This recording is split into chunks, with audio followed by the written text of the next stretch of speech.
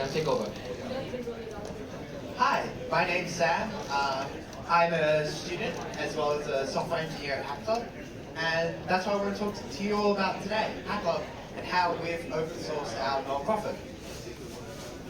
So let's begin with what is HackClub. So HackClub is a worldwide community of high school hackers, artists, tinkerers, filmmakers, engineers.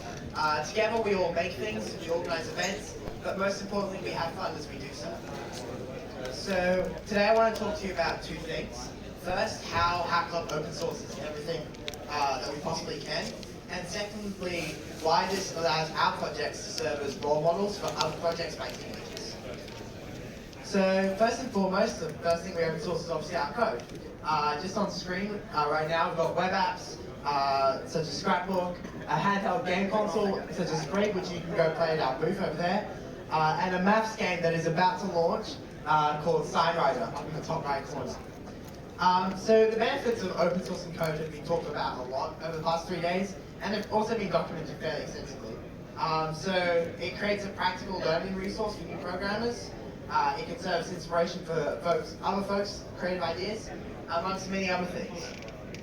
But those same benefits apply to open sourcing your finances, which you may not think about immediately, but here's a situation.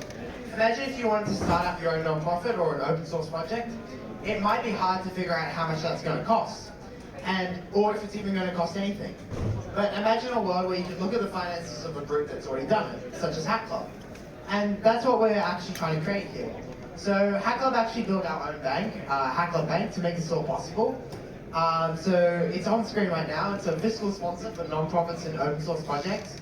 So basically anyone can piggyback on HackClub's nonprofit status and use Bank to collect donations, send invoices, and get cool corporate credit cards to spend that money. But most importantly is you can flip a switch and make your bank account fully transparent. So if you headed to bank.hackclub.com/HQ, you would be able to see this page and see every single where we've raised money from and where we spent that. For example, I spent some money at SingPost recently. So you can see that whole log of how all the money is raised and spent. So obviously we keep private data secret. Other than that, it's basically like GitHub for finances.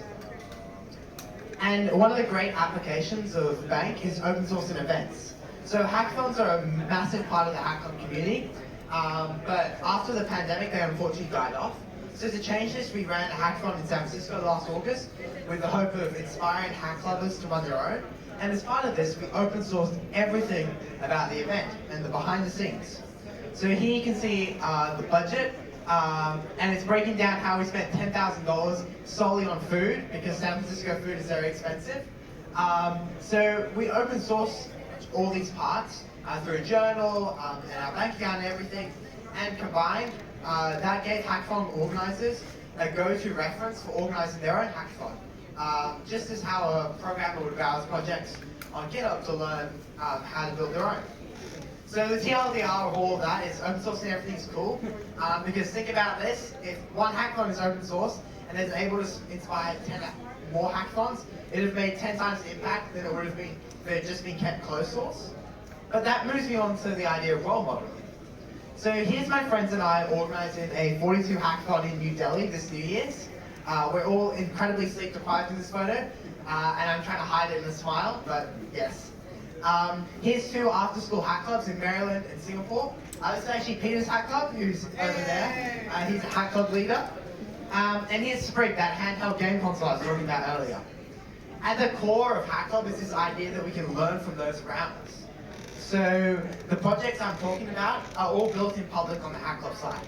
For example, here's the organizers channel up at the top for the hackathon I mentioned earlier, Epoch. And here's the development channel for Sprig, which is a game console. So you can actually watch these projects being built in real time and see how people who've done it before are doing it, and then learn from that. And you can also see how incredibly stressful it can be at times, which I guess can get you mentally prepared. We also open source our projects on GitHub. So our idea here is instead of writing a how-to guide per se, we write up how we did something, and that gives other people something they can be inspired from when making their own project. And lastly, we produce films about our projects. to tell a story of them and to spread the word about them. So if you want to go to our YouTube channel, we now just crossed 6,000 subscribers and we make these films, and that's my back, I guess. And yeah, it's been working. So I've talked a lot about hackathons in this talk today. That's because we've been applying the open sourcing and role modeling approach a lot to hackathons over the past year.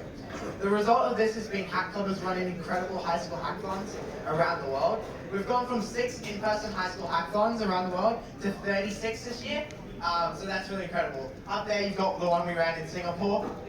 So yeah, that's been a lot of fun and really impactful, I think. So that concludes my lightning talk. Today I wanted to talk to you about a story about how the impact of open source, but also I wanted this talk to serve as a call to action for everyone to open source more things, even beyond code, and adopt that mindset throughout the way we live our lives in society. Thank you.